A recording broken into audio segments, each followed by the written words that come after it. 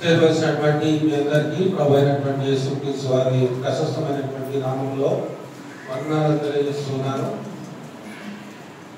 అలాగే దేవుడు మనల్ని గతించినటువంటి వారమంతా కూడా కాపాడి నూతన వారము మొదటి దినమందు దేవుడు ఆయన సన్నిధిలో మనల్ని మరలా నిలువబెట్టిన విధానం బట్టి దేవుడికి కృతజ్ఞతాస్తుతులు తెలియజేస్తూ ఉన్నాను.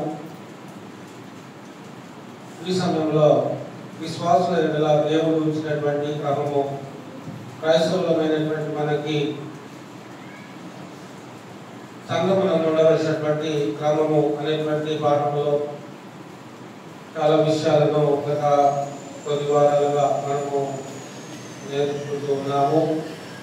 దేవుడు మనల్ని కోరుకునేటువంటి క్రమము అనేటువంటి దానిలో మొట్టమొదట దేవుడు క్రమమును కోరుకున్నాడని గమనించాము. రెండవదిగా లోకమంతా అక్రమంతో నిండి ఉన్నదని గమనించాము. మూడవది, నాలుగవది సృష్టిలో క్రమాన్ని గమనించాము. అలాగే ఆరాధనలో క్రమాన్ని కూడా గత ఆదివారం ఒక భాగాన్ని మనం గమనించాము. ఆరాధన అనేటువంటి విషయాన్ని బట్టి ఆరాధనలో దేవుడు ఇచ్చినటువంటి క్రమము, అందులో ఎలా మనం ఆయనను ఆరాధించాలి అనేది పోయిన ఆదివారం మనం గమనించాము. ఇప్పుడు ఆరాధనలో ఉన్నటువంటి అంశము, ఆరాధనలో ఒక అంశం ఉంది. 5 అంశాలు ఉన్నాయి. ఈ 5 అంశాల్లో ఒక అంశం ఉంది. అదేంటంటే ప్రభు బల్ల. ప్రభు బల్ల అనేటువంటి ఈ యొక్క అంశాన్ని మనం తీసుకుంటున్నప్పుడు బల్ల అనేటువంటిది ఎలా మనము దీనిలో పాల్గొనాలి, ఏ దినమందు దీనిలో మనము పాల్గొనాలి అనేది మనం చూడబోతున్నాం. 1 కొరింథీ పత్రిక 11వ అధ్యాయము 23 నుంచి మనం గమనించినట్లయితే 23వ వచనం 1, అలాగే 21వ వచనం కూడా. మొట్టమొదటి 21 చూద్దాం, తర్వాత 22, తర్వాత 23. 1 కొరింథీ పత్రిక 11వ అధ్యాయము 21వ వచనము. ఎలాగనగా మీరు ఆ భోజనం చేయనప్పుడు ఒకరికంటే ఒకడు ముందుగా తన మట్టుకు తాను భోజనము చేర్చున్నాడు. ఇందువలన ఒకడు ఆకలి కొనును, మరి ఒకడు మక్కులవును. ఇదేమి 22వ వచనం. ఇదేమి అన్నపానములు పుచ్చుకొనుటకు మీకు ఇల్లు లేవా? దేవుని సంఘమును తిరస్కరించి పేదలను సిగ్గుపరచుదురా? మీతో ఏమి చెప్పుదును? దీనిని గురించి మిమ్మల్ని మెచ్చుదునా అని అనుచు మెచ్చను అంటున్నాడు. 23వ వచనం చూస్తే, నేను మీకు అప్పగించిన దానిని ప్రభు వలన పొందితిని. ప్రభువైన యేసు తాను అప్పగింపబడిన రాత్రి ఒక రొట్టెనెత్తుకొని కృతజ్ఞతాస్తుతులు చెల్లించి దానిని విరిచి, ఇది మీ కొరకైన నా శరీరము, నన్ను జ్ఞాపకం చేసుకున్నటకై దీనిని చెయ్యుడని చెప్పాను. మొదటి శతాబ్ద కాలంలో ఈ సహవాసంలో వచ్చినప్పుడు ఏం జరిగేదంటే, కొన్ని సంఘాల్లో, కొరింథీ సంఘంలో ఏం జరిగేదంటే, ఇక సంఘంలో భోజనం కూడా వచ్చింది కాబట్టి సాధారణమైనటువంటి భోజనం మనం ఎలాగైతే ప్రతిరోజు భోజనం చేస్తామో, అంటే యూదుల లెక్క ప్రకారంగా భోజనం ఏంటి అది గుర్తుపెట్టుకో. యూదుల లెక్క ప్రకారంగా భోజనం అంటే రొట్టె. ఇప్పుడు వాళ్ళు ఏం చేస్తున్నారంటే, సంఘంలోకి వచ్చినప్పుడు సంఘంలో రొట్టె ఇవ్వాలని దేవుడు ఇచ్చినటువంటి ఆజ్ఞను బట్టి వాళ్ళు ఏం చేస్తున్నారంటే, అదే రొట్టెల్ని వాళ్ళు భోజనంగా చేసేస్తా ఉన్నారు. అర్థమవుతుందా? అర్థమవుతుందా? మామూలుగా భోజనం చేస్తే కొంచెం ఎక్కువ తీసుకుంటాం కదా, ద్రాక్ష రసంగా కూడా ఇక కొంచెమే అంటే ఎక్కువగా తీసుకోవడం బట్టి ఏమవుతుందంటే మత్తు అనేది వస్తుంది. ద్రాక్ష రసం ఎక్కువగా తీసుకుంటే ఏమవుతుందంట మత్తు వస్తుంది. కాబట్టి ఇక్కడ ఏమైందంటే, సంఘంలో కొరింథీలో ఉన్నటువంటి సంఘంలో ఏమైందంటే, వారు తీసుకోవాల్సినంత తీసుకోకుండా ఎక్కువగా వాళ్ళు తినేస్తా ఉన్నారు. రొట్టెలు ఎక్కువగా తినేస్తా ఉన్నారు, ద్రాక్ష రసం ఎక్కువగా తాగేస్తా ఉన్నారు. తాగి ఏమైపోతుందంటే సంఘ సహవాసంలో అభ్యంతరాలు వచ్చాయి. ఏంటి అభ్యంతరాలు అంటే సంఘంలో సమాధానంగా ఉండాలి, దేవుని నామానికి మహిమకరంగా ఉండాలి, దేవుని నామానికి అపకీర్తి రాకుండా చూసుకోవాలి అనేది సంఘం యొక్క మెయిన్ ఇంటెన్షన్ అన్నది. సంఘం యొక్క ముఖ్య ఉద్దేశం ఏంటంటే సంఘము సమాధానంగా దేవుని యొక్క కార్యాన్ని జరిగించాలి. సంఘంలో మత్తులుగా ఉండద్దు. మత్తు వచ్చినప్పుడు ఏమవుతుందంటే క్రమం అనేది తప్పుతుంది. మత్తు వచ్చినప్పుడు ఏమవుతుంది? క్రమం అనేది తప్పుతుంది. మామూలుగా ఉన్నటువంటి వ్యక్తి బాగా తాగినటువంటి వ్యక్తి ఇద్దరికి డిఫరెన్స్ ఉంటుందా?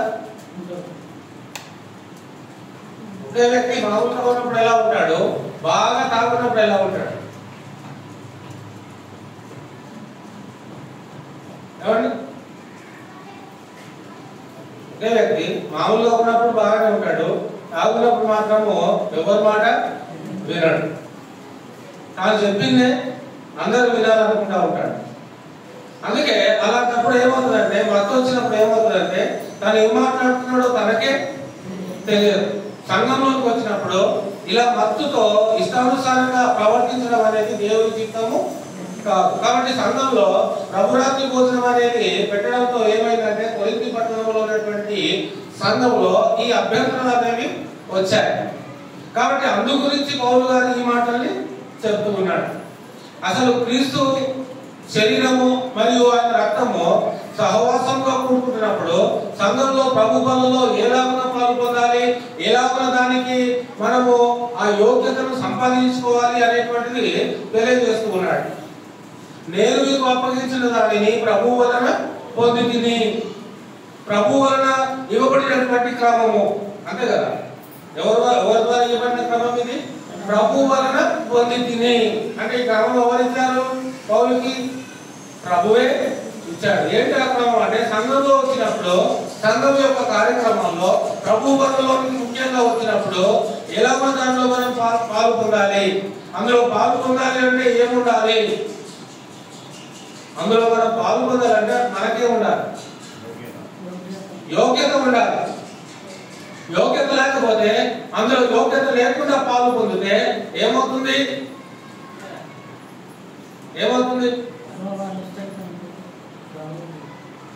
ఇదే మొదటి కొరింథీ పత్రిక 11వ అధ్యాయము 30వ వచనం.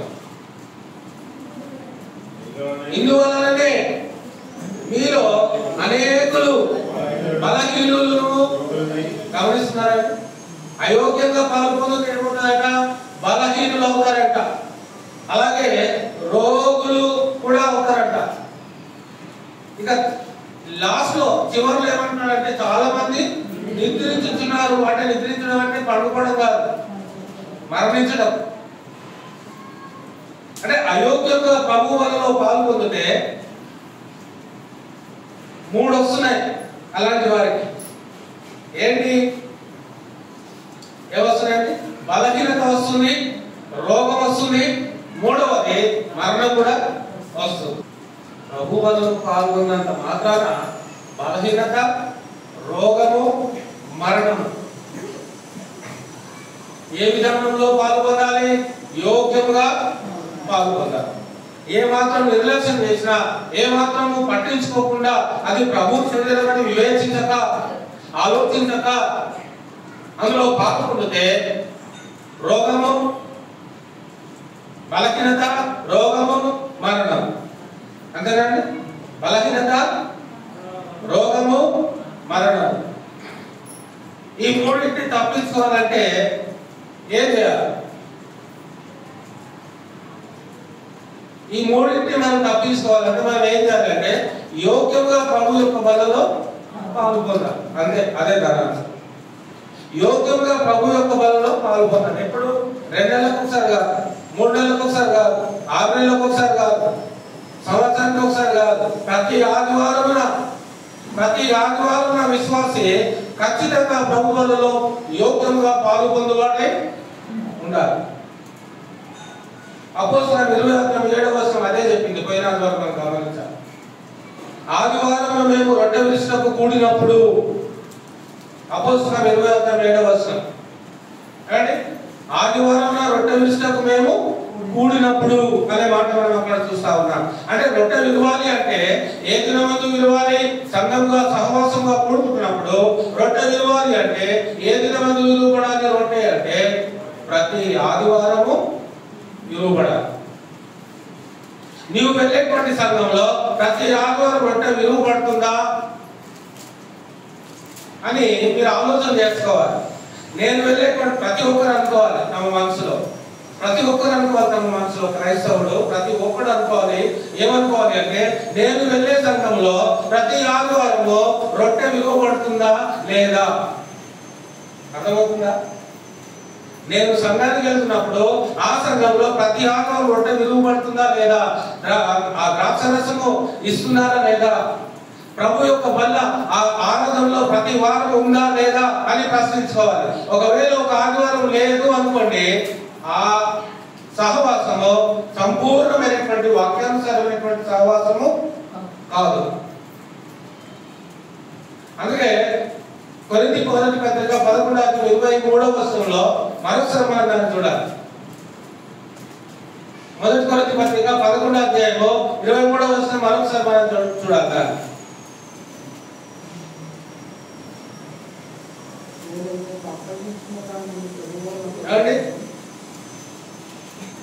నేను మీకు అప్పగించిన దాని ప్రభువును 25వ వచనం అండి. ఆ ప్రకారమే భోజనమైన పిమ్మట ఆయన పాత్ర ఎత్తుకొని, ఈ పాత్ర నా రక్తమునైనా క్రొత్త నిబంధన, మీరు దీనిలోనిది త్రాగునప్పుడల్లా నన్ను జ్ఞాపకం చేసుకున్నటకై దీనిని చేయుడని చెప్పాను. నన్ను జ్ఞాపకం చేసుకున్నటకై దీనిని చేయుడని చెప్పాను. ఆయన మరణాన్ని జ్ఞాపకం చేసుకోవాలి అంటే ఆరాధనలో ప్రభు వల్ల ఖచ్చితంగా ఉండి తీరాలి. ఆరాధనలో ప్రభు వల్ల అనేది ఖచ్చితంగా ఉండి తీరాలి. ఒకవేళ నువ్వు వెళ్ళేటువంటి సహవాసంలో ఆదివారము సహవాసంలో నువ్వు వెళ్తున్నప్పుడు అక్కడ ప్రభు వల్ల లేదు అంటే వాళ్ళ ఉద్దేశం ఏమై ఉండొచ్చు? ప్రతి ఆదివారం బల్ల ఇవ్వట్లేదు మీరు వెళ్ళేటువంటి సంఘంలో అంటే వాళ్ళ ఉద్దేశం ఏమై ఉండొచ్చు? ప్రతి ఆదివారం నీ మరణాన్ని మేము జ్ఞాపకము చేసుకోము. అర్థమవుతుందా? అంతే కదా?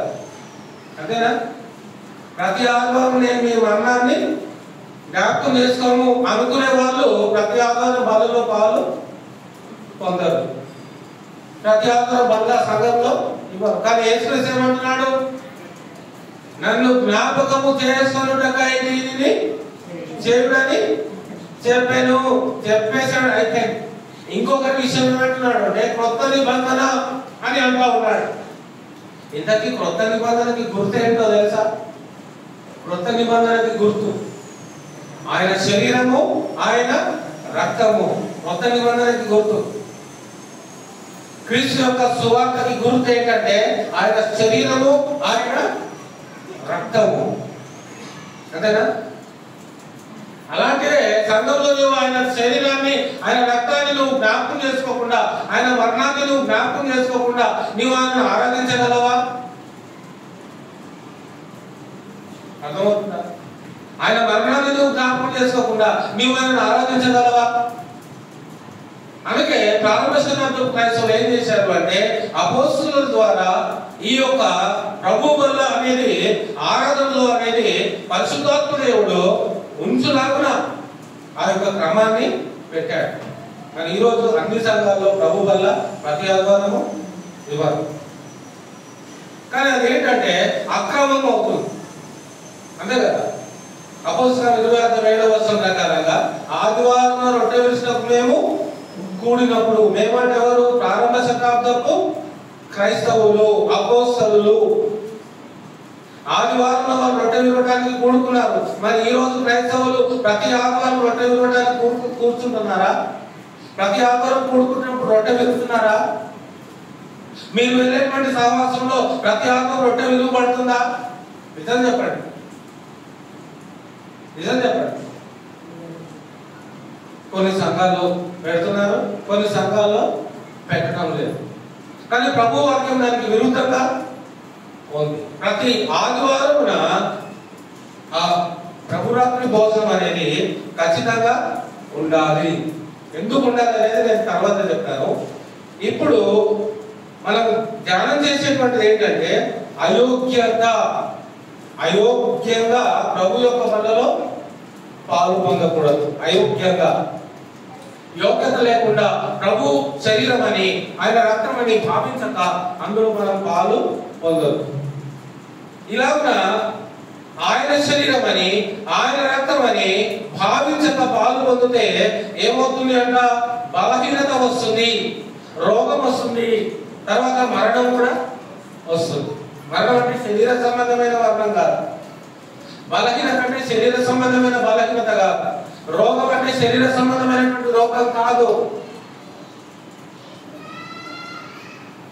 ఆత్మ సంబంధమైనటువంటి బలహీనత వస్తుంది, ఆత్మ సంబంధమైనటువంటి రోగం వస్తుంది, ఆత్మ సంబంధమైనటువంటి మరణము వస్తుంది.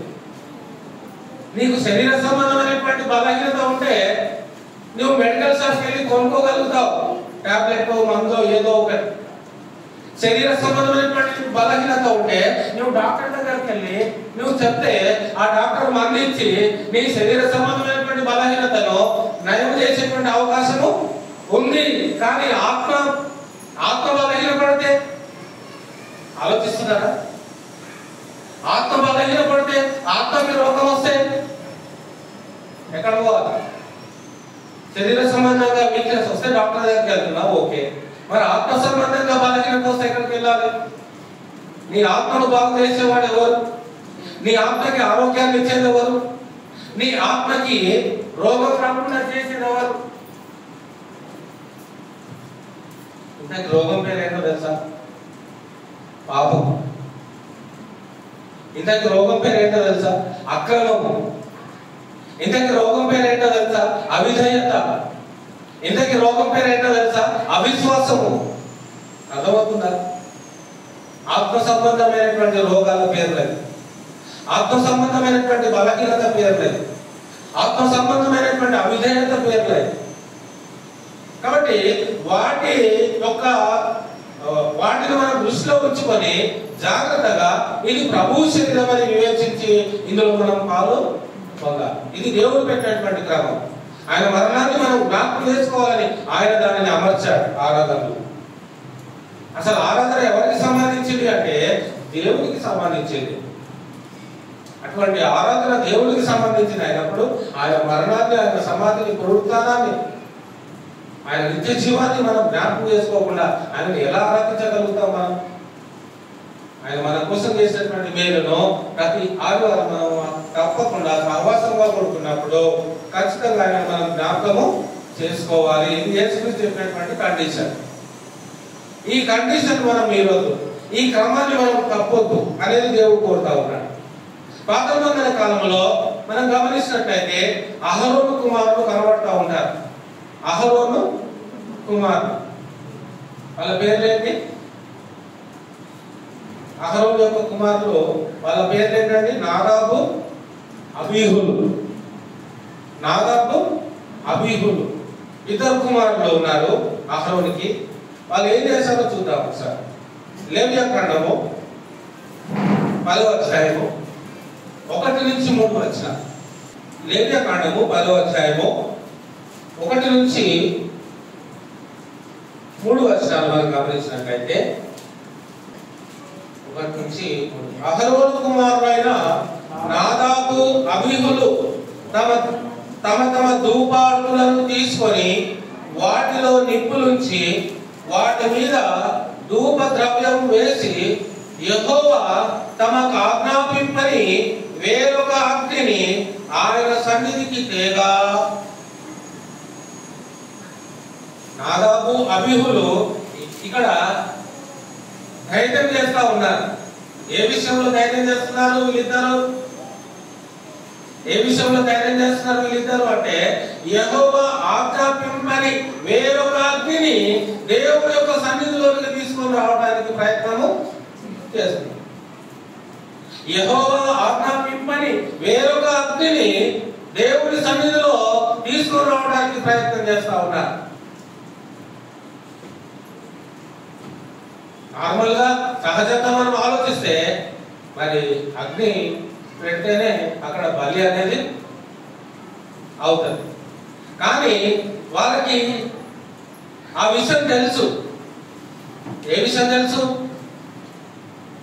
అగ్ని కావాలంటే దేవుడే అగ్నిని పుట్టించాలి, పంపాలి అనే సంగతి వాళ్ళకి తెలుసు. నాదాబు అభివలకు తెలుసు అగ్ని దేవుడే పంపాలి, మేము కాదు పెట్టాల్సింది అనే సంగతి వాళ్ళకి తెలుసు. తెలిసి కూడా వాళ్ళు ఏం చేశారు అంటే దేవుడు పంపకపోయినటువంటి అగ్నిని వీళ్ళు సృష్టించుకొని వీళ్ళు ఆ అగ్నిని తీసుకొచ్చి ఆ బలిని ఇవ్వడానికి ముందుకు వచ్చారు. దేవుడు ఆజ్ఞాపింపని అంటే దేవుడి చిత్తము కానిది, దేవుడికి సంబంధం లేనటువంటి అగ్నిని తీసుకొని వచ్చారు. అంటే దేవుడు కోరని అగ్నిని తీసుకొని వచ్చారు. దేవుడు చెప్పని విషయాలు చేయడానికి వెళ్తా ఉన్నారు. దేవుడి చిత్తానుసారంగా కాకుండా వ్యతిరేకమైనటువంటి తలంపును బట్టి దేవుడి సన్నిధిలో వారు తమ పనులు చేయాలనుకున్నారు. సొంత జ్ఞానాన్ని ఉపయోగించాలనుకున్నారు, సొంత తెలివిని ఉపయోగించుకోవాలనుకున్నారు, సొంత జ్ఞానాన్ని ఉపయోగించుకోవాలనుకున్నారు, సొంత బలాన్ని ఉపయోగించుకోవాలనుకున్నారు. ఏ అగ్ని అయితే ఏంటి? అగ్ని ఏం చేస్తుంది? అగ్ని యొక్క పని ఏంటంటే కాలుస్తుంది. అంతే కదా, అగ్ని చేసే పని ఏంటి? కాలుస్తుంది. ఏ అగ్ని ఏంటి అని దేవుని అగ్నినే పక్కన పెట్టారు, దేవుని చిత్తాన్ని పక్కన పెట్టారు, ధైర్యం చేశారు. చేసి వేరొక అగ్నిని తీసుకొని వస్తావు. రెండవ వర్షంలో ఏమవుతుంది? వేరొక అగ్ని వాళ్ళు ఆయన సన్నిధికి తేగా యెహోవా సన్నిధి నుండి అగ్ని బయలుదేరి వారిని.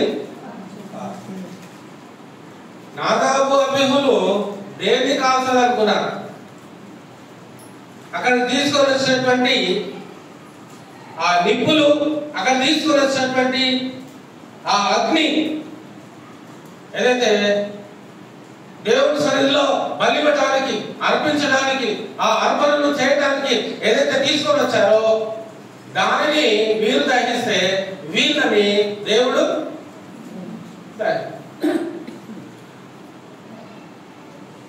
ఇప్పుడు దీన్ని బట్టి మనకి ఏమర్థం అవుతుంది? 3వ వచనంలో చెప్తున్నాడు మోసే అహరోనుతో ఇట్లా అన్నాడు, ఇది యెహోవా చెప్పిన మాట, ఇది యెహోవా చెప్పిన మాట. ఏం మాట చెప్పాడు యెహోవా? ఏం మాట చెప్పాడు యెహోవా? నా యుద్ధ నుండి వారి యందు నేను నన్ను పరిశుద్ధపరచుకొందును, ప్రజలందరి ఎదుట నన్ను మహిమపరచుకొందును. అహరోను మౌనముగా ఉండగా మోసే అహరోను తిన తండ్రి అయిన ఉజ్జీయేలు కుమారుడైన ఇషాయేలును ఎల్సాఫానును పిలిపించి మీరు సమీపించి పరిశుద్ధ స్థలం దగ్గర నుండి పాలు వెలుపలికి మీ సహోదరుల శవములను మోసుకొని పోవడని వారితో చెప్పారు. నాదాబు అభిలో దేవుడు ఆజ్ఞాపింపని వేరొక అగ్నిని తీసుకొచ్చి దేవుడి సన్నిధిలో ఆ అగ్నితో తమ యొక్క అర్పణను చేయడానికి వారు ముందుకు వచ్చినప్పుడు పరలోకం నుండి అగ్ని దిగి వచ్చింది. పరలోకం నుండి అగ్ని దిగి వచ్చి అదే నిమిషంలో వారిని దహించింది. అంటే వారు చంపబడ్డారు. ఎందుకు చంపబడ్డారు వాళ్ళు? దేవుడు ఆజ్ఞాపింపని వేరొక అగ్నిని పెట్టారు. ఎక్కడ పెట్టారు? దేవుడి సన్నిధిలో పెట్టారు. ఈ రోజు దేవుడు ఆజ్ఞాపింపనేది ఏదైనా కూడా దేవుడి సన్నిధిలో పెడితే దేవుడు దానిని చూసి సహించగలడా? దేవుడు ఆజ్ఞాపింపని వేరే కార్యక్రమాన్ని తెచ్చి సంఘంలో పెడితే, దేవుడు చెప్పిన దాన్ని పక్కన పెట్టి దేవుడు చెప్పని దానిని సంఘంలో పెడితే దేవుడు దాన్ని సహించగలడా? అప్పుడంటే దేవుడు ఒక రకంగా ఉండే, ఇప్పుడు ఇంకొక రకంగా ఉన్నాడు అనుకుంటున్నారా?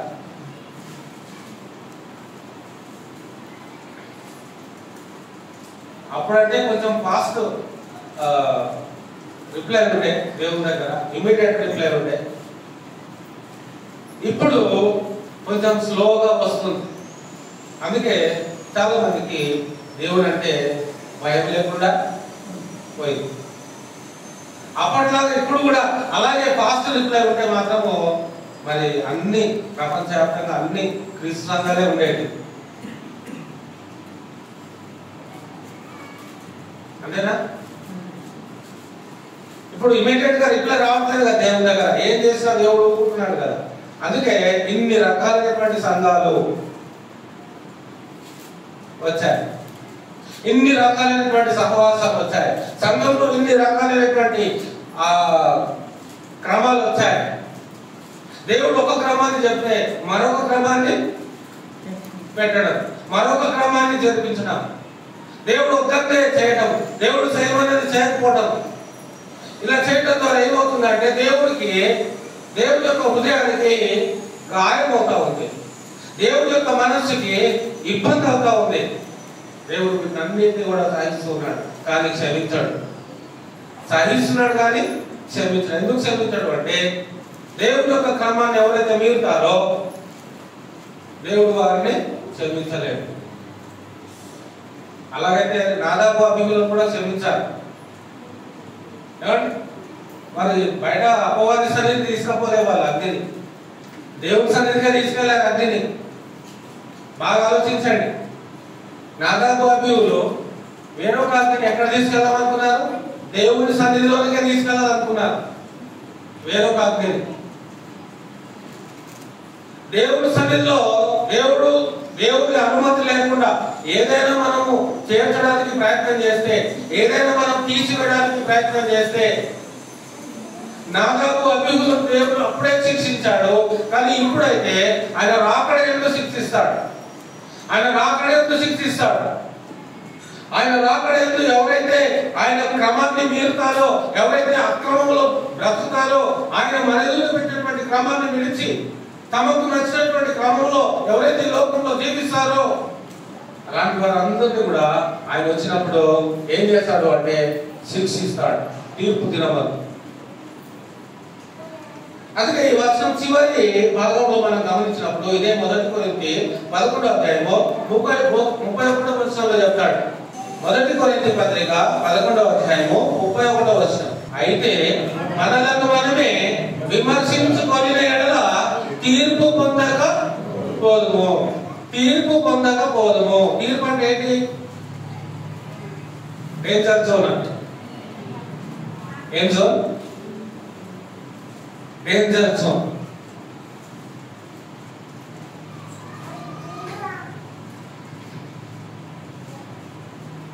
తీర్పులోనికి వెళ్ళకుండా మనం ఉండాలి అంటే ప్రతి విశ్వాసి కూడా ప్రభు వారి ఎదుట పెట్టినటువంటి క్రమాన్ని మీరకుండా చూసుకోవాలి, మీరకుండా దాటకుండా చూసుకోవాలి. ఆరాధనలో క్రమం కానీ, జీవిత క్రమంలో కానీ, ఆధ్యాత్మికమైనటువంటి జీవితంలో జీవించవలసినటువంటి విధానంలో, వాక్యానుసారమైనటువంటి జీవిత విధానంలో కనుక జీవించకుండా ఉన్నట్లయితే ప్రభు వలలకు వచ్చినప్పుడు అయోగ్యంగా ప్రభు వలలో పాలు పొందినా, లేకపోతే ప్రతి ఆదివారం ఆ బలలో పాలు పొందకపోయినా, నువ్వు 2 నెలలకు ఒకసారి, 3 నెలలకు ఒకసారి, 6 నెలలకు ఒకసారి, సంవత్సరానికి ఒకసారి నువ్వు బలలో పాలు పొందినా నువ్వు ఎక్కడికి వస్తావు? డేంజర్ జోన్ లోకి వస్తావు. అంతే కదా? డేంజర్ జోన్ అంటే తీర్పులోకి వస్తావు. తీర్పులోకి వస్తే ఏమవుతుంది? తర్వాత లెవెల్ ఏంటి అంటే మరణం. శరీర సంబంధమైన మరణం కాదు, ఆత్మ సంబంధమైన మరణం. ఆ మరణంలో మనం వెళ్ళొద్దు అంటే దేవుడు మనం ఎందుకు పెట్టినటువంటి ఈ బల్ల అనేటువంటిది చాలా జాగ్రత్తగా మనం దీన్ని అనుసరించే వారంగా, పాటించేటువంటి వారంగా ఉండాలి. ప్రభు వల్ల ఖచ్చితంగా మనం పాలు పొందాల్సిందే. ఆయన శరీరంలో మనం పాలు పొందాల్సిందే. ఆయన రక్తంలో ప్రతి ఆదివారం పాలు పొందాల్సిందే. నువ్వు ఆయన రక్తంలో, శరీరంలో నువ్వు పాలు పొందలేకపోతున్నావు అంటే నీవు ఇంకా పాపంలోనే ఉన్నావు. పాపం మనల్ని ఎక్కడ తీసుకెళ్తావు తెలుసా? నరకానికి తీసుకెళ్తాడు. పాపం మనల్ని ఎక్కడ తీసుకెళ్తావు తెలుసా? నాశనానికి తీసుకెళ్తాడు. కీర్తనల 1వ అధ్యాయంలో చివరి 2 వచనాలు ఏం చెప్తున్నాయి? నీతిమంతుల మార్గము దేవునికి తెలియను, ఇంకా దుష్టుల మార్గము నాశనానికి దుష్టులు ఎవరు అంటే పాపంతో ఉన్నటువంటి వారే దుష్టులు, పరిశుద్ధంగా ఉన్నటువంటి వారే నీతిమంతులు. నీతిమంతులు అవ్వాలి అంటే క్రీస్తు రక్తముతో నీ యొక్క ఆత్మ శుద్ధి చేయబడుతూ ఉండాలి. ఏం చేయబడుతుండాలి? శుద్ధి చేయబడుతూ ఉండాలి. క్రీస్తు ప్రభు రక్తం ద్వారా నీ పాపాలు ప్రతి వారము శుద్ధి చేయబడుతూ ఉండాలి. నువ్వు వేసుకునే బట్టలు, నేను వేసుకునే బట్టలు ఎన్ని రోజులు వేసుకుంటా? ఎన్ని రోజులు వేసుకుంటామని? ఈ రోజు వేసుకున్న బట్టలు రేపు వేసుకుంటామా? నిజం చెప్పండి. ఈ రోజు వేసుకున్న బట్టలు రేపు వేసుకుంటామా? వేసుకో. ఎప్పుడు వేసుకుంటామా బట్టలు? మళ్ళీ ఎప్పుడు వేసుకుంటా? ఉతికిన తర్వాత వేసుకుంటాం. ఉతకకుండా వేసుకుంటామా? పోనీ వేసుకున్నాం అనుకోండి, ఏమవుతుంది? మీ వాసన మీకే అసహ్యంగా ఉంది, మీ వాసన మీకే అసహ్యంగా ఉంది, మన వాసన మనకే అసహ్యంగా ఉంది. ఒక్కసారి వేసుకున్న బట్టలు విప్పి మరలా మనం వేసుకోము, అంతే కదా? కాబట్టి దేవుడి సన్నిధికి వచ్చినప్పుడు మనం దేవుడి యొక్క వస్త్రాన్ని ధరించుకునే వారంగా ఉండాలి అనుకున్నప్పుడు దేవుడు మన యొక్క వస్త్రాన్ని ఆ యొక్క ఆత్మ సంబంధమైనటువంటి జీవితాన్ని పరిశుద్ధంగా ఉంచాలనుకుంటున్నాడు. ఏ దుర్వాసనని ఆత్మకు పట్టకుండా చేయాలనుకుంటున్నాడు. మనం ఏం చేస్తున్నాం? 6 నెలలకు ఒకసారి ప్రభు వాళ్ళు ఎక్కడికి ఇస్తారో అక్కడికి మనం ఎంత కంపు పట్టిపోతుందో తెలుసా? ఆత్మ 6 నెలలకు ఒకసారి తీసుకుంటే అర్థమవుతుందా? మనం ఒక్కరోజు వేసుకున్న బట్టలు 2వ రోజు వేసుకోం, కానీ ఆత్మకు మాత్రము 3 నెలలకు ఒకసారి క్లీనింగ్ చేసుకోవడానికి వెళ్తాము. కానీ ప్రభు అలా ఎక్కడ కూడా చెప్పలేదు. ఆదివారమున రొట్టె విరుచుటకు మేము కూడినప్పుడు ఆ రొట్టె ద్రాక్షరసం ఏం చేస్తుంది? నీ ఆత్మ కంటే శుద్ధిని చేస్తుంది, శుద్ధిని కలుగజేస్తుంది. నీతిమంతులుగా చేస్తుంది, పరిశుద్ధతలోనికి నడిపిస్తుంది. ప్రభు యొక్క సన్నిధిలో ఆ యోగ్యతగా నీవు ఆయనను ఆరాధించడానికి ఆ పరిశుద్ధత అనేది నీకు సహాయము చేస్తుంది. అంటే నీ యొక్క ఆ ప్రభువులలో పాలు పొందడం ద్వారా నీ ఆత్మ ఏమవుతుంది అంటే క్షమించబడుతుంది, శుద్ధి చేయబడుతుంది. పరిశుద్ధత అనేటువంటి స్థాయిలోకి అది నిలువబడుతుంది. కాబట్టి నీ ఆత్మ అప్పుడు దేవుడిని చూపించడానికి నీకు అప్పుడు యోగ్యత అనేది అవసరం. యోహాను రాసినటువంటి పత్రిక, 1 యోహాను రాసినటువంటి పత్రిక 1వ అధ్యాయము 7వ వచనము, అయితే ఆయన వెలుగులో ఉన్న ప్రకారము మనమును వెలుగులో నడిచిన ఎడల, జాగ్రత్తగా గమనించండి, ఆయన వెలుగులో ఉన్న ప్రకారము మనమును వెలుగులో నడిచిన ఎడల మనము అన్యోన్య సహవాసం గలవారమై ఉన్నాము. అప్పుడు ఆయన కుమారుడైన యేసు రక్తము ప్రతి పాపము నుండి మనలను పవిత్రులుగా చేయును. ఆయన సహవాసులుగా ఉంటే, ఆయన సహవాసంలో నీవు ఉంటే, ఆ అన్యోన్య సహవాసం కలిగిన వారుగా మనం ఆయన ఆరాధన కార్యక్రమంలో కనుక ఉంటే, ఆయన ఇచ్చినటువంటి క్రమంలో నీవు నేను ఆ క్రమంలో ఉంటే, అప్పుడు ఏం చేస్తాడంటే ఆయన తన కుమారుడైనటువంటి క్రీస్తు రక్తము ద్వారా మన పాపాలను ఏం చేస్తాడ? క్షమిస్తాడు. అర్థమవుతుందా? అర్థమవుతుందా? 8వ వచనం, మనం పాపము లేని వారమని చెప్పుకొని ఎడల మనలను మనమే మోసపుచ్చుకున్నాము మరియు మనలో సత్యము ఉండదు. మన పాపములను మనము ఒప్పుకొని ఎడల ఆయన నమ్మదగిన వాడును నీతిమంతుడు కనుక ఆయన మన పాపములను క్షమించి సమస్త దుర్నీతి నుండి మనలను పవిత్రులుగా చేయు. సమస్త దుర్నీతి నుండి మనల్ని పవిత్రులుగా చేయు. ఇప్పుడు దేవునికి ఎవరు కావాలి? దేవునికి ఎవరు కావాలండి? పాపంలో ఉన్నటువంటి వారు కావాలా, లేకపోతే తమ పాపాలు కడుక్కొని పరిశుద్ధంగా ఉన్నవారు కావాలా దేవుడికి?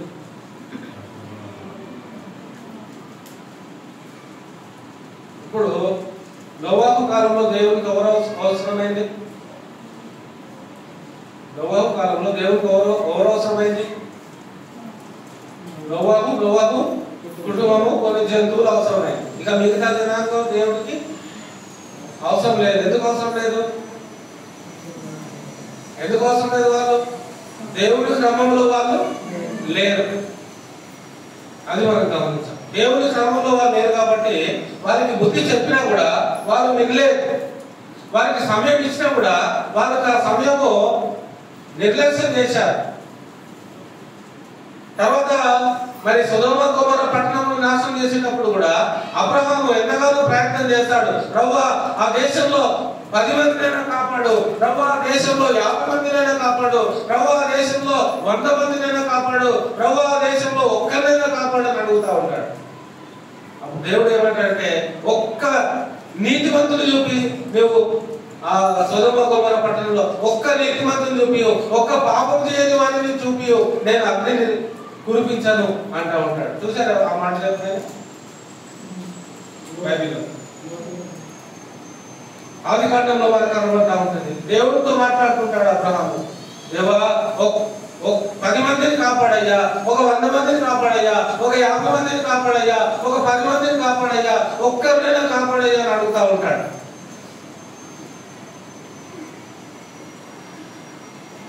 అంటే ఇప్పుడు దేవుడికి ఎవరు కావాలి? దాన్ని బట్టి మనం ఆలోచిస్తే పరిశుద్ధులు కావాలి, నీతిమంతులు కావాలి, తమ వస్త్రములు ఉతుకొనినటువంటి వారు, తమ పాపపు వస్త్రములు ఉతుకొనినటువంటి వారు దేవునికి కావాలి. గొర్రెపిల్ల రక్తములో తమ వస్త్రములు ఉతుకొనినటువంటి వారు నిరంతరము కంటిన్యూస్ గా ఉతుక్కోవాలి. బాప్తిజం ఒకటే కాదు, ప్రతి ఆత్మను కూడా మరి నీ పాప, నీ యొక్క తెలిసి తెలియక చేసినటువంటి పాపాలు ప్రతి ఆత్మను కూడా క్షమించబడాలి. ప్రతి ఆత్మను నువ్వు తెలిసి తెలియక చేసినటువంటి ఆ వారం అంతా నువ్వు తెలిసి తెలియక చేసినటువంటి పాపాలు కూడా క్షమించబడాలి. అందుకే ప్రతి ఆదివారం వల్ల అర్థమవుతుందా? ప్రతి ఆదివారం వల్ల 2 నెలలకు ఒకసారి 3 నెలలకు ఒకసారి తీసుకుంటే ఏమవుతుంది తెలుసా? పాపము 3 నెలలకు ఒకసారి తీసుకుంటే పాపం ఏమవుతుంది? అయ్యో పండుతుంది. బైబిల్ భాషలో చెప్పాలంటే పరిపక్వం అవుతుంది. పాపం ఏమవుతుంది? పరిపక్వం అవుతుంది. యాకోబు పత్రిక చూడండి ఒకసారి, 1వ అధ్యాయము యాకోబు పత్రిక. పరిపక్వత అనేది దేన్ని సూచిస్తుంది? కాయగా ఉన్నప్పుడు చెట్టుకు అంటుకొని ఉంటుంది. ఏమండి? ఏదైనా కాయ చెట్టుకి అంటుకొని ఉంటుంది. పండైన తర్వాత ఇంకా చెట్టుకు అంటుకొని ఉంటుందా? పండైన తర్వాత అది పరిపక్వత అంటే అది. యాకోబు పత్రిక 1వ అధ్యాయము 15వ వచనం.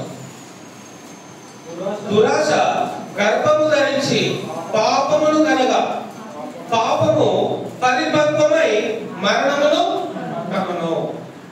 నీవు చెట్టుకు అంటు కట్టబడి ఉన్నంత వరకే నీకు సేఫ్. ఆ జీవవృక్ష ఫలానికి అంటే ఆ జీవవృక్షములకు నీవు అంటు కట్టబడి ఉన్నంత వరకే నీకు సేఫ్. ఒక్కసారి రాజు పోయావో ఏవో చెక్కపోతా ఉంటాయి. వేటికో నీవు నేను ఆహారం అవ్వద్దు.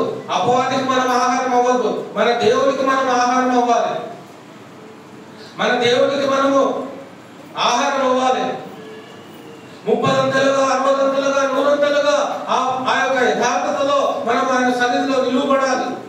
పాపము దురాశ గర్భము ధరించి పాపము కలగా పాపము పరిపక్వమై మరణమును. పాపం పండుతుంది. ఎప్పుడు పండుతుంది పాపము? 6 నెలలకు ఒకసారి ప్రభు వలలో పాల్గొనే వారికి ఏం పండుతుంది? పాపము పరిపక్వతలోనికి వెళ్తుంది. లాస్ట్ సెకండ్ వరకు వెళ్ళిపోతున్నాడు. డాక్టర్స్ దగ్గరికి ఏదైనా సీరియస్ పేషెంట్ తీసుకొని వెళ్ళినప్పుడు, హార్ట్ అటాక్ వచ్చి ఒక పేషెంట్ డాక్టర్ దగ్గర తీసుకెళ్ళినప్పుడు అతడు బాగా బాధపడుతున్నప్పుడు ఇంకా కొంచెం సేపు ఆగుదాం, ఇంకా ఎంతసేపు ఉంటాడో చూద్దాం అంటారా డాక్టర్స్? లేకపోతే అప్పుడప్పుడే ఆక్సిజన్ పెట్టి అప్పుడప్పుడే ఇంజక్షన్లు ఇచ్చి స్టార్ట్ చేస్తారా? ఇంకొంచెం సేపు ఆగుదాం, ఇంకొక 5 నిమిషాలు ఆగుదాం, ఇంకొక 10 నిమిషాలు ఆగుదాం, ఇంకా ఏం చేస్తాడో చూద్దాం అంటారా డాక్టర్స్? ఏం చేస్తారు డాక్టర్స్? లాస్ట్ మినిట్, ఇంకా సెకండ్స్ చాలా విలువైనవి ఉన్నాయి. అలాంటి సెకండ్స్, ఏ సెకండ్ లో ఏ గుండె ఎంత ఆగిపోతుందో అనేటువంటి భయం ఉంటుంది. కాబట్టి సెకండ్ చాలా వాళ్ళకి చాలా ఇంపార్టెంట్, చాలా ఇంపార్టెంట్. ఎవరైనా డిస్టర్బ్ చేస్తున్నా కూడా పక్కకు పెట్టేస్తారు, వాళ్ళని పట్టించుకోరు. ముందు పేషెంట్ కండిషన్ చూస్తాం. అర్థమవుతుందా? అలాంటి పరిస్థితికి మనం రావద్దు అనుకుంటున్నాడు దేవుడు. ఆరోగ్యం ఉన్నప్పుడే, నీకు ఆరోగ్యం ఉన్నప్పుడే, నీకు సమయం ఉన్నప్పుడే, నీకు అన్ని అనుకూలంగా ఉన్నప్పుడే నువ్వు ప్రభువును తెలుసుకున్న వాడవై, నీవు రక్షించబడిన వాడవై, నువ్వు ప్రభు బలలో ప్రతి ఆకారము పాలు పొందుతున్న వాడవై ఉండాలని దేవుడు ఈ క్రమాన్ని బలలో పెట్టాడు. అంతేనా? అదేదో ప్రసాదం లాగా అనుకుంటూ ఉంటారు చాలా మంది. కాదు, అది ప్రసాదం కాదు. అది ప్రభువు శరీరం అని మనకి జ్ఞాపకం చేస్తాం. అది ప్రభు రక్తం అని మనకి అది జ్ఞాపకం చేస్తాం. ప్రభు శరీరంలో పాలు పొందాలని నీకు ఆశ లేదా?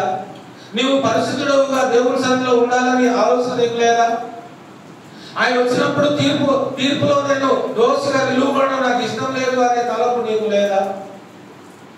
అయోగ్యంగా పాలు పొందితే ఏమవుతుందంటే తీర్పులో నిలువబడాల్సిన పరిస్థితి వస్తుంది.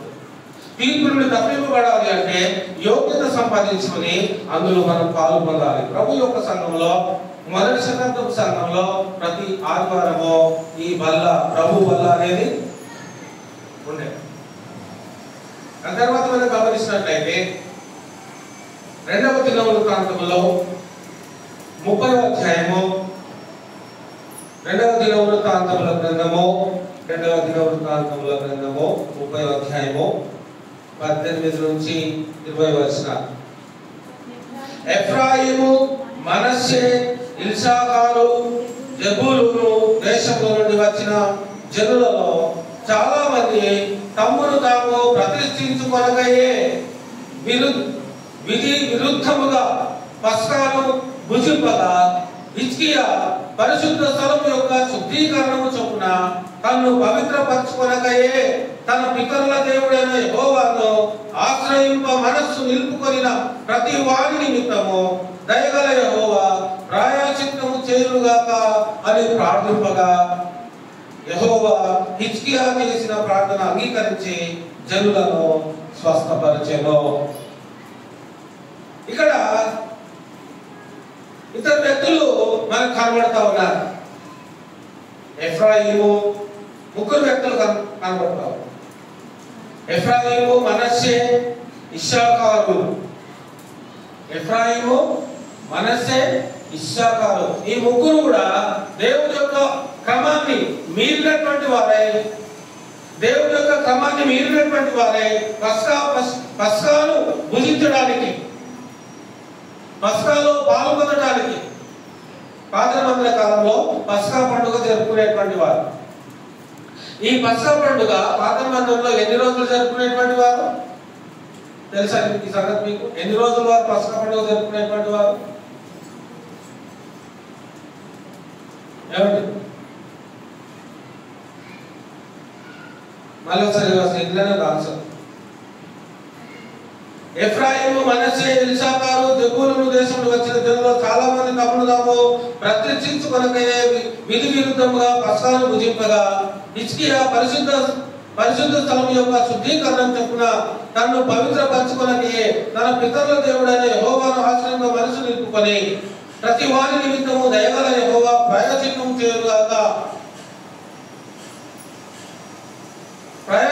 చేయుగాక అని ప్రార్థింపగా యెహోవా హిజ్కియా చేసిన ప్రార్థన అంగీకరించి జనులను స్వస్థపరిచెను. 21 యెరూషలేములో ఉన్న ఇశ్రాయేలు వారు బహు సంతోషభరితులై పులియని రొట్టెల పండుగను 7 దినములు ఆచరించిరి. ఎన్ని రోజులు? 7 దినాలు. పస్కా పండుగ ఎన్ని రోజులు? 7 దినములు ఆచరించాలి ఇశ్రాయేలు.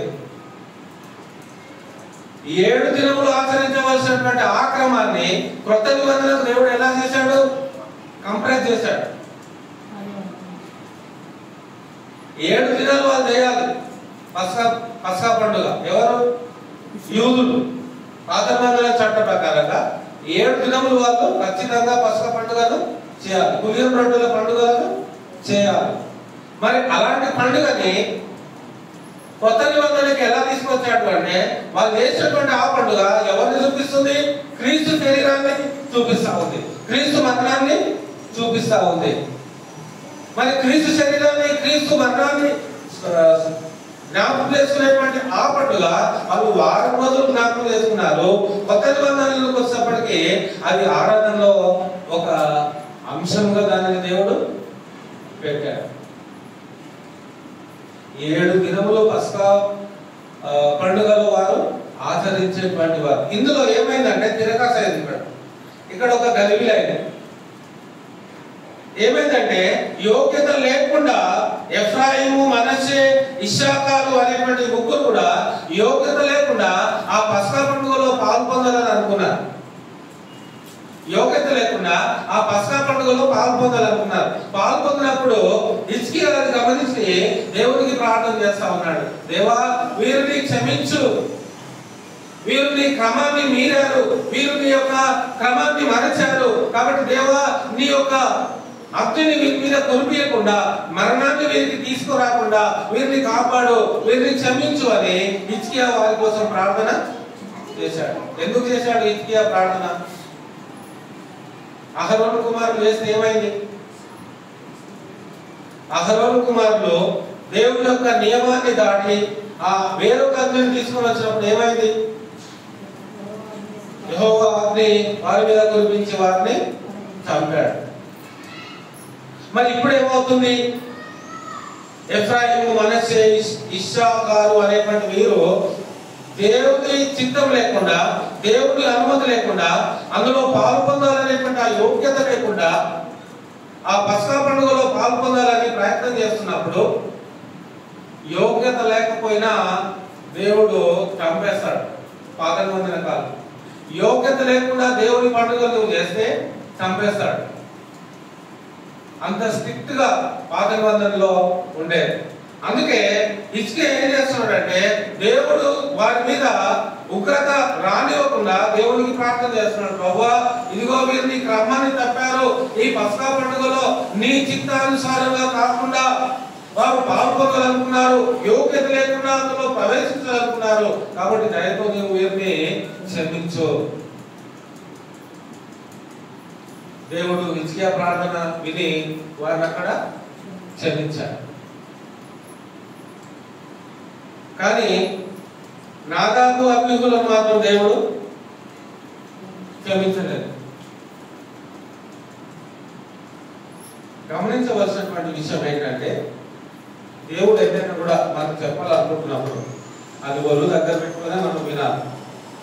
దేవుడు ఏదైనా చెప్తున్నప్పుడు చాలా జాగ్రత్తగా మనం దాన్ని వినేవారంగా ఉండాలి. ఏ మాత్రం నిర్లక్ష్యం చేసినా కూడా అది మన ఆత్మకి అనారోగ్యాన్ని కలుగజేస్తుంది. అది మన ఆత్మకి బలహీనతని కలుగజేస్తుంది. అది మన ఆత్మకి ఏది కలుగజేస్తుంది? బలహీనతని. ఏది కలుగజేస్తుంది? అనారోగ్యాన్ని, నిర్లక్ష్యము, అతిక్రమము. దేవుని క్రమాన్ని దాటినప్పుడు అతిక్రమంలోనికి వెళ్ళిపోతాం. అతిక్రమంలోనికి వెళ్ళినప్పుడు ఏమవుతుందంటే బలహీనత వస్తుంది, రోగం వస్తుంది, మరణం కూడా వస్తుంది. అది రావద్దనే ఆయన పస్కా బలి పశువుగా మన కోసము అయ్యాడు శిలువ మీద. అది మనం అనుభవించొద్దనే, దాన్ని మనం దాటి రావాలనే ఆయన మన కోసం బలైపోయాడు. గమనించవలసినటువంటి విషయం ఏంటంటే మనము ప్రభువులలో విశ్వాసులుగా ప్రతి ఆదివారము ఆయన మరణాన్ని మనం ఖచ్చితంగా ఆయన శరీరాన్ని, రక్తాన్ని జ్ఞాపకము చేసుకోవాలి. ఇది దేవుడు విశ్వాసులైనటువంటి వారికి పెట్టినటువంటి ఉంటాను. ఆరాధనలో ఇది ఖచ్చితంగా మీరు చేయాలి. నా మరణాన్ని మీరు జ్ఞాపకం చేసుకోవాలి, నా శరీరాన్ని రక్తాన్ని మీరు జ్ఞాపకము చేసుకోవాలి. రిఫ్రెష్ అంటారు కదా, రిఫ్రెష్ అంటే రూపాంతరం, అంతేనా? అంతేనా? రిఫ్రెష్ అంటే ఏంటి?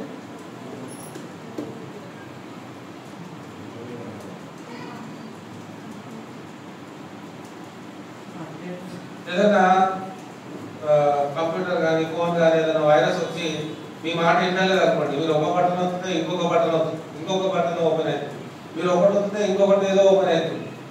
అప్పుడు మీరు ఏం చేస్తారు? ల్యాప్టాప్ కానీ ఫోన్ కానీ ఏం చేస్తారండి? ఆ ఓఎస్ ఆపరేటింగ్ సిస్టమ్ అంతా కూడా తీసేసి కొత్త ఓఎస్, కొత్త ఆపరేటింగ్ లేకపోతే జనరల్గా ఏదైనా పాడైందా చూసుకొని రిపేర్ చేసుకుంటాం.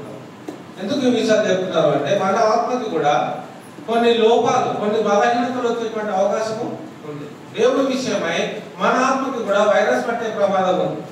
ఆ వైరస్ పేరు ఏంటంటే అక్రమం, ఆ వైరస్ పేరు ఏంటంటే అబద్ధం, ఆ వైరస్ పేరు ఏంటంటే అసత్యము, ఆ వైరస్ పేరు ఏంటంటే పాపం. ఇవన్నీ కూడా దేవుడి నుండి మనల్ని ఏం చేస్తాయంటే దూరం చేస్తాయి. కాబట్టి దేవుడి నుండి మనం దూరం చేయాలని కాదు, దేవుడితో మనము సహవాసం కలిగిన వారంగా ఉండాలని, దేవుడితో అన్యోన్య సహవాసం కలిగిన వారంగా ఉండాలని దేవుడు కోరుతా ఉన్నాడు. ఎందుకు దేవుడు అలా కోరుతున్నాడు అంటే మనం దేవుడితో అన్యోన్య సహవాసంగా ఉంటేనే మనం ఎప్పటికప్పుడు శుద్ధి చేయబడుతూ ఉంటాం. అలాగని చెప్పి వాషింగ్ మిషన్ లో 24 గంటలు బట్టలు ఉతుకం.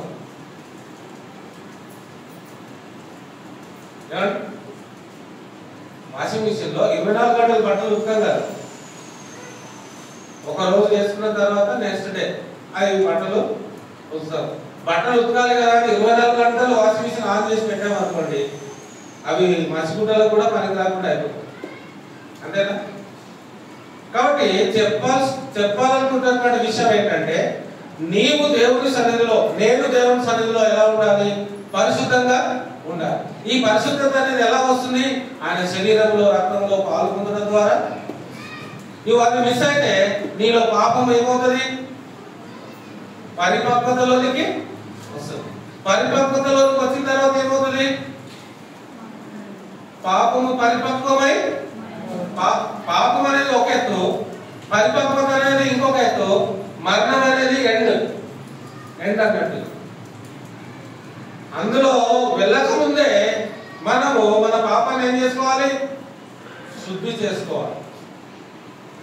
శుద్ధి చేసుకుంటేనే నిరంతరము ఆయన సహవాసము, ఆ అన్యోన్య సహవాసంలో మనం జీవిస్తూ మన పాపాన్ని ఆయన రక్తంలో శుద్ధి చేసుకుంటేనే తప్ప ఆయన రాకడలో మనం నిర్దోషులుగా నిలువబడలేము.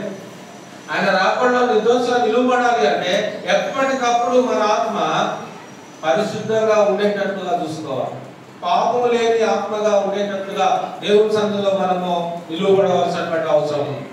ఇప్పుడు చెప్పండి, ప్రభు వల్ల పెట్టడము ఎవరికి మంచిది? ఎవరికి మంచిది? నెలకు ఒకసారి తీసుకుంటే మంచిదా? ప్రతి ఆధారం తీసుకోవాలి? ప్రతి రోజు తీసుకోవాలి, లేకపోతే 2 నెలలకు 3 నెలలకు 6 నెలలకు సంవత్సరం తీసుకోవాలి? ప్రతి ఆధారం తీసుకోవాలి. దేవుడు చెప్పినటువంటి నియమాన్ని బట్టి ప్రతి ఆధారం బలలో పాలు పొందలేకపోతున్నావు అంటే దేవుని దృష్టిలో నువ్వు అక్రమం చేసినవాడు. కాబట్టి అక్రమం చేయవారి ద్వారా నా యొక్క నుండి వచ్చిన ఆన్సర్, అక్రమం చేయవారి ద్వారా నా యొక్క నుండి తొలగిపోండి. ఆ తర్వాత హెబ్రీ పత్రిక మనం చూడాలి. హెబ్రీ పత్రిక 10వ అధ్యాయము 29వ వచనం. హెబ్రీ 10:29. దేవుని కుమారుని పాదములతో త్రొక్కి తాను పరిశుద్ధపరచబడుటకు సాధనమైన నిబంధన రక్తమును అపవిత్రమైనదిగా ఎంచి కృపకు మూలమగు ఆత్మను తిరస్కరించిన వాడు ఎంత ఎక్కువైన దండనకు పాత్రుడుగా ఎంచబడునని మీకు తోచును. ఏమైనా అర్థమైందా ఈ వచనం? మీకు అర్థం కాలేదా? దేవునికి? దేవునికి మనం మురికి పాత్రగా ఎప్పుడు కనిపిస్తాం? పాపంతో ఉంటే మురికి పాత్రగా దేవునికి కనబడతాం. అతిక్రమంలో ఉంటే మురికి పాత్రగా దేవునికి మనం కనబడతాం. పాపము పరిపక్వమైతే మురికి పాత్రలుగా దేవుని దృష్టిలో మనం కనబడతాం. అప్పుడు దేవుడు ఏం చేస్తున్నాడు అంటే, దేవుడికి మనకంటే పాత్ర కడగడానికి నీళ్ళు అవసరమైంది, కానీ దేవుడికి ఏం అవసరమైందంటే తన సొంత రక్తం అవసరమైంది. అర్థమవుతుందా? తన సొంత రక్తం అవసరమైంది మన పాపాలు కడగడానికి. తన సొంత రక్తం మన పాపాలు కడగడానికి ఆయన రక్తం అవసరమైంది.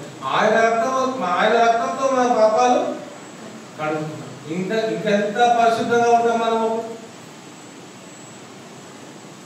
సాధారణమైనటువంటి వస్త్రము, విలువైనటువంటి వస్త్రము, సాధారణమైనటువంటి వస్త్రము, విలువైనటువంటి వస్త్రము, డూప్లికేట్ వస్త్రము, ఒరిజినల్ వస్త్రము. చూడడానికి డూప్లికేట్ కూడా ఒరిజినల్ కంటే బాగా కనిపిస్తా ఉంటుంది. చూసారా? డూప్లికేట్ కూడా ఒరిజినల్ కంటే గొప్పగా కనిపిస్తా ఉంటుంది. చూసారా ఎప్పుడైనా? చూడలేదా? వజ్రం వజ్రం ముత్యం కావచ్చు, బంగారం కావచ్చు, ఇంకేదైనా సంథింగ్ ఏదైనా డూప్లికేట్. ఒరిజినల్ కూడా పనికిరాదు. ఆ డూప్లికేట్ ఒరిజినల్ దగ్గర తీసుకొస్తాం. అర్థమవుతుందా? అది మనం కనిపెట్టాలి. అది మనం కనిపెడితే మనం పరిశుద్ధంగా ఉండగలుగుతాం దేవుని సన్నిధిలో, యథార్థంగా ఉండగలుగుతాం దేవుని సన్నిధిలో. నిత్యము దేవుని సన్నిధిలో ఆ యోగ్యతను సంపాదించుకొని వచ్చిన వారంగా కనబడతాం దేవుని సన్నిధిలో. అందుకే దేవుడు ఇక్కడ ఏం చేస్తున్నాడు? ఎబ్రీ పత్రిక 10వ అధ్యాయంలో మనం గమనించినప్పుడు 29వ వచనం మరొకసారి మనం చూద్దామండి. ఎబ్రీ 10:29. ఇట్లుండగా దేవుని కుమారుని పాదములతో త్రొక్కి. ఇక్కడ కొంతమంది ఏం చేస్తున్నారు అంటే దేవుని కుమారుని పాదములతో అంటే అక్షరార్థంగా కాదు, ఇది అక్షరార్థంగా కాదు. దీన్ని ఎలా చేస్తున్నారు అంటే క్రీస్తు యొక్క బోధను, అపోస్తలుల యొక్క బోధను, క్రీస్తు యొక్క బోధను, క్రీస్తు మన ఎదుట పెట్టినటువంటి క్రమాన్ని ఏం చేస్తున్నారు? వాళ్ళు పాదాలతో త్రొక్కుతున్నారు. త్రొక్కటం వలన ఏమవుతుంది అంటే ప్రతి ఆకారం బల్ల అనేది ఇవ్వటం లేదు. అంతే కదా? దేవుడు పెట్టినటువంటి క్రమాన్ని ఏం చేస్తున్నారు? అనగా త్రొక్కుతున్నారు. దేవుడు ప్రతి ఆకారం ఇవ్వండి, ప్రతి ఆకారం నన్ను జ్ఞాపకం చేసుకోండి, ప్రతి ఆకారం నా మరణాన్ని, నా శరీరాన్ని, నా రక్తాన్ని మీరు జ్ఞాపకం చేసుకోండి అని యేసుక్రీస్తు చెప్తే, ఈ రోజు సంఘాల్లో ఏం చేస్తున్నారు అంటే ఆ జ్ఞాపకం చేసుకోవాల్సినది జ్ఞాపకం చేసుకోకుండా జ్ఞాపకం చేసుకోకూడనివి జ్ఞాపకం చేసుకుంటున్నారు. అప్పుడు ఏమవుతుంది? ఆయనకు అవమానం వస్తుంది. అప్పుడు ఏమవుతుంది? ఆయన అనగదొక్కినటువంటి పరిస్థితి ఏర్పడుతుంది. కాబట్టి ఇలాంటి వారికి ఏం చెప్తున్నాడు అంటే, ఎటుగా దేవుని కుమారుని పాదములతో త్రొక్కి తాను పరిశుద్ధపరచబడుటకు సాధనమైన నిబంధన రక్తము, తాను పరిశుద్ధపరచబడుటకు సాధనమైన నిబంధన రక్తము అపవిత్రమైనదిగా ఎంచి కృపకు మూలము ఆత్మను తిరస్కరించిన వాడు ఎంత ఎక్కువైన దండలకు పాత్రుడుగా ఎంచబడునని మీకు తోచును. అంటే దేవుని యొక్క క్రమాన్ని అతిక్రమించిన వాడు ఎటువంటి శిక్ష అనుభవిస్తాడు అనేది మీకే వదిలిపెడుతున్నాడు. దేవుని క్రమాన్ని అతిక్రమించినటువంటి వారికి ఎటువంటి దండన రావచ్చు, దేవుని క్రమాన్ని అతిక్రమించినటువంటి వారికి ఎటువంటి దండన రావచ్చు, ఎటువంటి శిక్ష రావచ్చు. అర్థమవుతుందా? దేవుని క్రమాన్ని దాటినటువంటి వారికి ఎటువంటి శిక్ష రావచ్చు. ఈ ప్రవచన గ్రంథంలో రాయబడినటువంటి తెగుళ్ళు, ఈ ప్రవచన గ్రంథంలో రాయబడినటువంటి తెగుళ్ళు, ఎన్నైతే తెగుళ్ళు ఈ బైబిల్లో ఉన్నాయో అన్ని తెగుళ్ళు వాళ్ళ మీదకి వస్తాయంట. పోయిన చూసాం మనం ఆ కొటేషన్. మళ్ళా తీయాల్సినటువంటి అవసరం లేదు అనుకుంటుంది.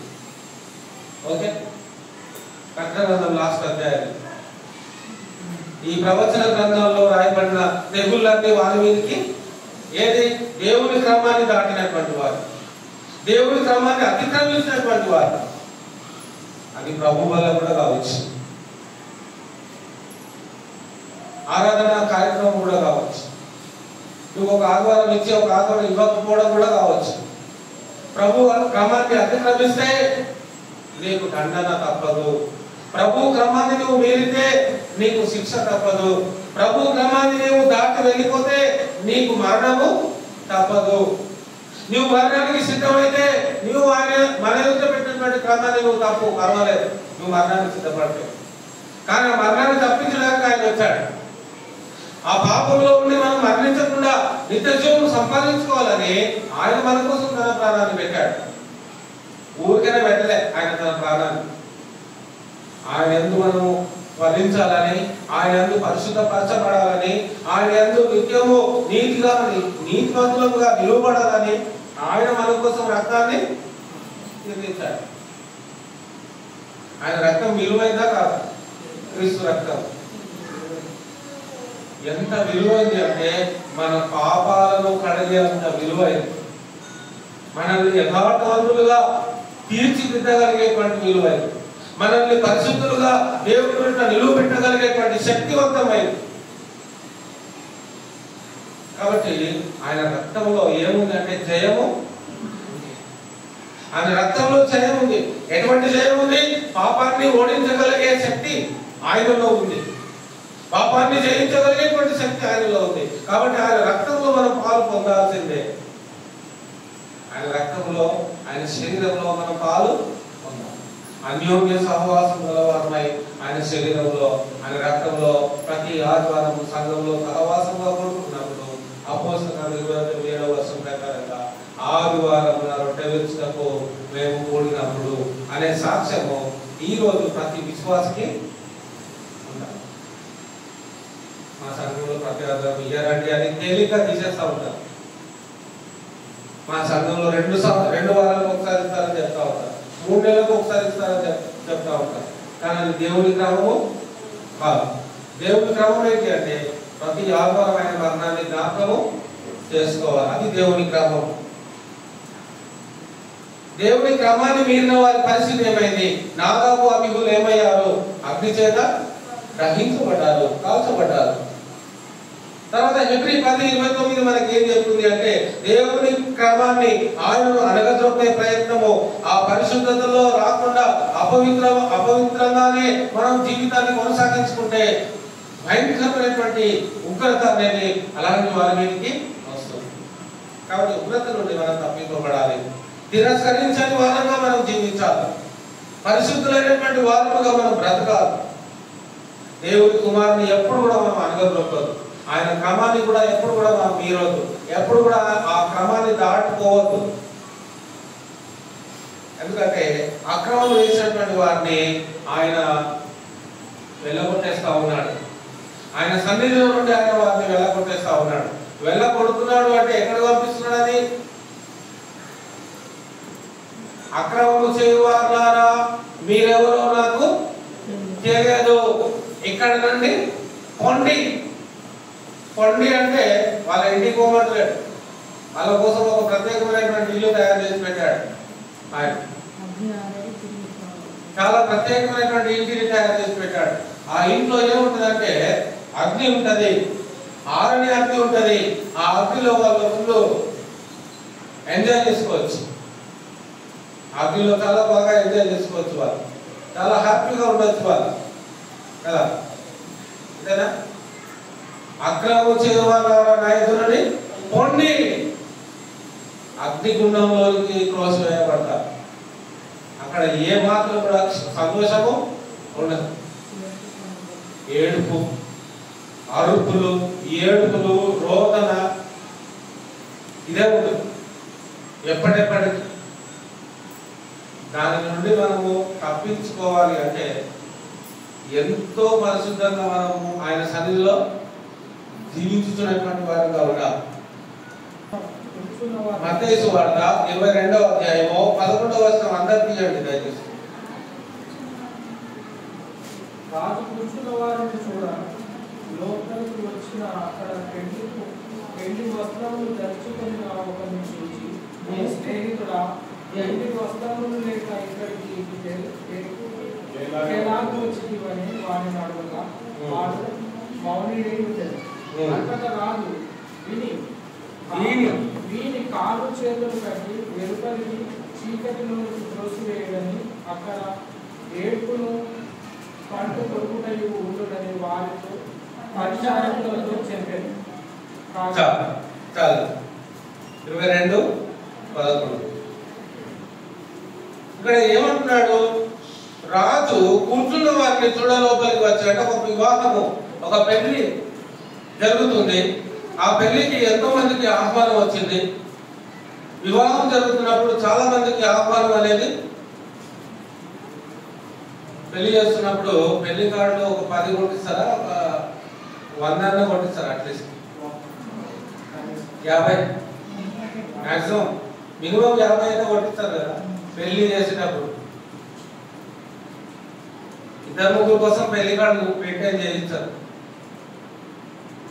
నోటి మాటతో చెప్తే సరిపోతుంది.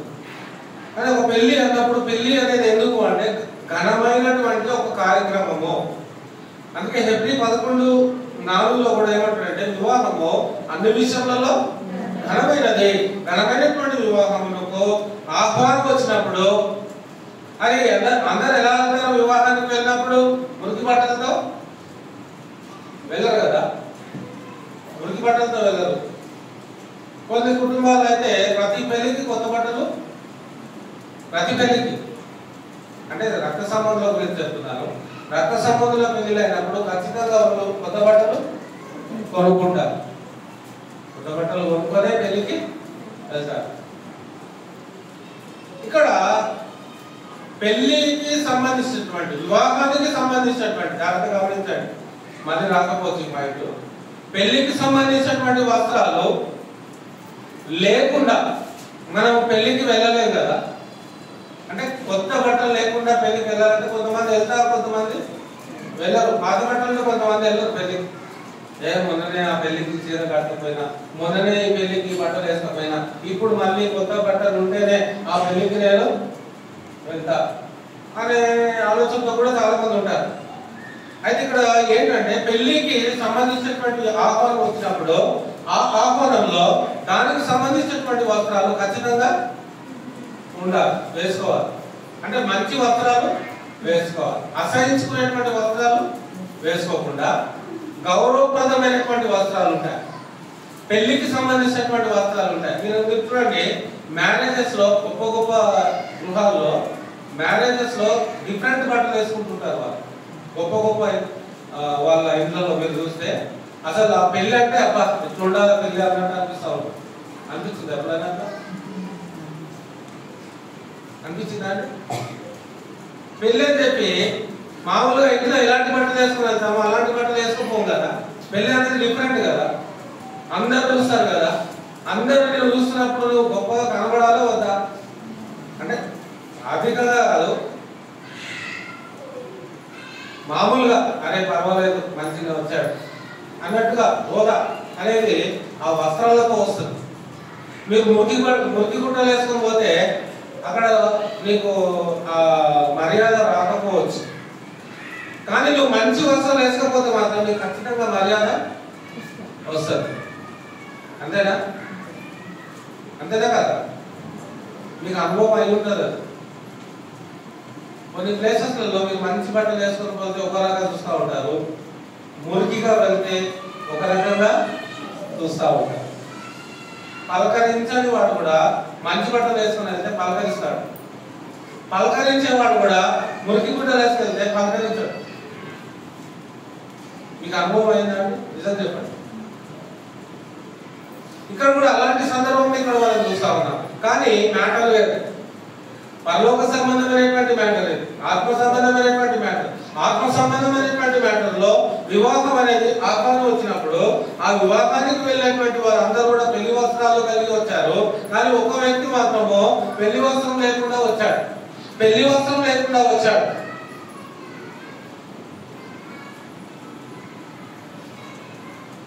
పెళ్లి వస్త్రం లేకుండా వచ్చాడు. పెళ్లి సభ అంతా నిండిపోయింది. రాజు కూర్చున్న వారిని చూడలోపలికి వచ్చి అక్కడ పెళ్లి వస్త్రము ధరించుకొనని ఒకరిని చూచి, స్నేహితుడా, అంటే ఆ పెళ్లికి అతడు ఆహ్వానింపబడ్డాడు. ఆహ్వానింపబడినటువంటి వ్యక్తి పెళ్లి చేసేటువంటి ఆ వ్యక్తికి ఏమవుతున్నాడు?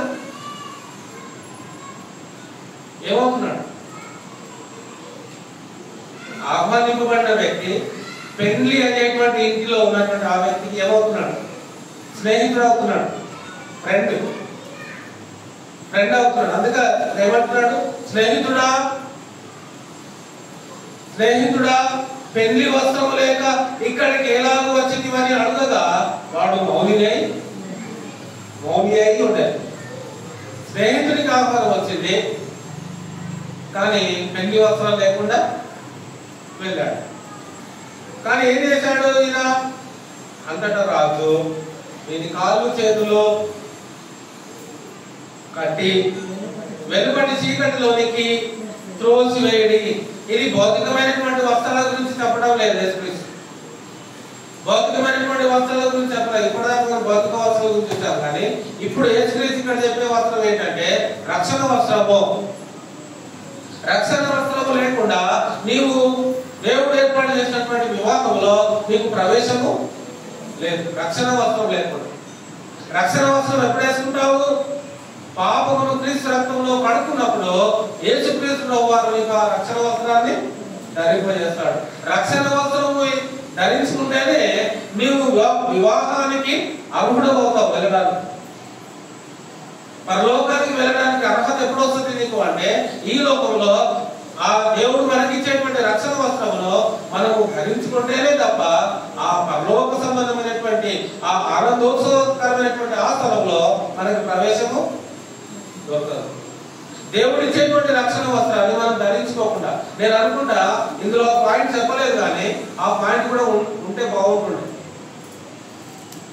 ఏంటి ఆ పాయింట్ అంటే, ఆ రాజు ఖచ్చితంగా స్నేహితుడికి వస్త్రము కొనిచ్చి ఉండొచ్చు. అవునా కాదు? పెళ్లి ఎవరింట్లో జరుగుతుంది? రాజుల ఇంట్లో జరుగుతుంది.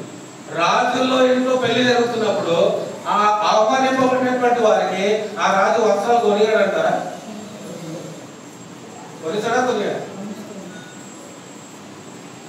గొప్ప గొప్ప వాళ్ళు వాళ్ళ గృహాల్లో పెళ్లిళ్ళు అవుతున్నప్పుడు ఆహ్వానింపబడినటువంటి వారికి ఎంతో విలువైనటువంటి బహుమతులు ఇస్తారా? ఇవ్వరా? ఆ మాట ఇక్కడ చెప్పబడలేదు, వేరే దగ్గర చెప్పబడింది. రెండింటిని టార్గెట్ చేసి చూడాలి, అప్పుడు మనకు వాక్యం అనేది అర్థమవుతుంది. రాజుల గృహంలో పెళ్లి అయినప్పుడు ఆ గృహం నుండి ఖచ్చితంగా అతనికి బహుమానం వెళ్ళి ఉంటుంది. ఆ బహుమానం ఏంటంటే వస్త్రం అనేటువంటి బహుమానం వెళ్ళింది. కానీ ఆ స్నేహితుడు ఆ వస్త్రాన్ని వేసుకోకుండా వెళ్ళాడు. అందుకు ఆయనకు అంత కోపం. న్యాయమేనా కాదు? రాజుకు ఆ కోపం రావడం న్యాయమేనా కాదు? అర్థమవుతుందండి? దేవుడు పెట్టేటువంటి క్రమంలో మనం నిలువబడకపోతే మనం పరిస్థితి కూడా అంతే.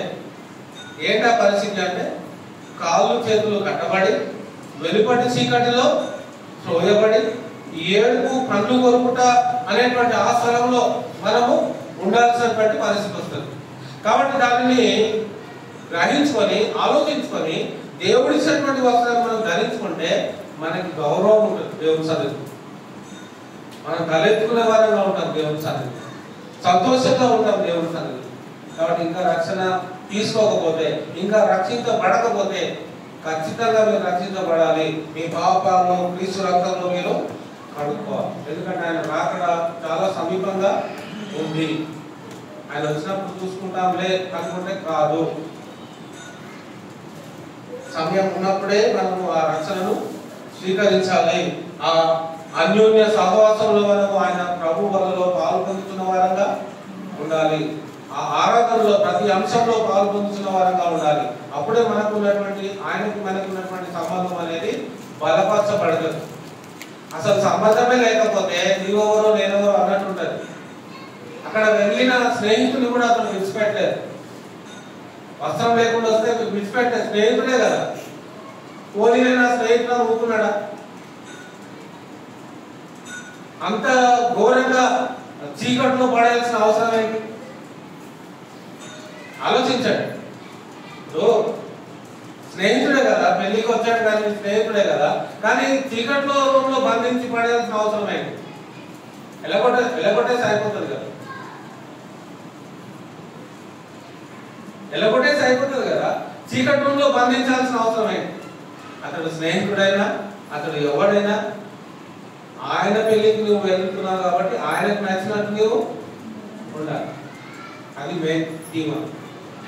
ఆయన క్రమానికి తగినట్టుగా నీవు ఉండాలి. నీకు అన్ని ఇచ్చాడు, ఇచ్చిన తర్వాత కూడా నువ్వు నెగ్లెక్ట్ చేస్తున్నావు. అప్పుడు నీకు ఏం చేస్తాడు ఆయన? Get out. ఎవరో నాకు తెలియదు, తల తీసుకునే పరిస్థితి. కాబట్టి అలాంటి పరిస్థితి మనకు వద్దు. వద్దు అంటే లోపడాలి, వద్దు అంటే విధేయత చూపెట్టాలి. కాబట్టి ఆయన ద్వారా మనకు మేలు జరుగుతూ ఉండాలి అంటే ఖచ్చితంగా మనము ప్రభు బదులో ప్రతి ఆధారము ఆ యోగ్యతను సంపాదించుకోవాలి. మనల్ని మనం పరీక్షించుకోవాలి. ఇది ప్రభు శరీరం అని వివేచించి తిరిగి తాగాలి. మనల్ని మనమే విమర్శించుకోవాలి. మనం చేసేటువంటి తప్పులు నెమరు వేసుకోవచ్చు, వాటిని విడిచి దేవుడి కొరకు మనం ముందుకు సాగుతున్న వారంగా ఉండాలి. దేవుడి మాటలను మరింత ఫలింపజేయగాక. అందరికీ వందనాలండి.